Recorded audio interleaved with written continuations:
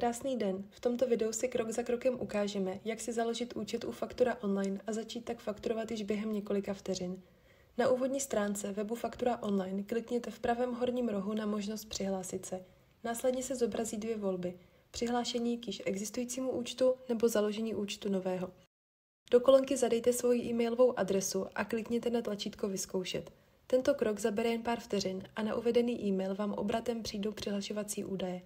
Systém aplikace je navržen tak, aby se v něm dalo snadno orientovat, i pokud s online fakturací teprve začínáte. Po registraci získáváte automaticky přístup k plné verzi tarifu Premium, a to zdarma na dobu 5 týdnů. Před vypršením zkušební doby obdržíte informační e-mail s možností výběru vhodného tarifu. Pokud se tedy rozhodnete pokračovat, služba je dostupná již od 39 Kč měsíčně. Založení účtu je rychlé a jednoduché. Během chvilky jste připraveni vystavovat faktury pohodlně a bezpečně. Přidejte se ještě dnes k více než 20 000 spokojených zákazníků, kteří již fakturu online využívají.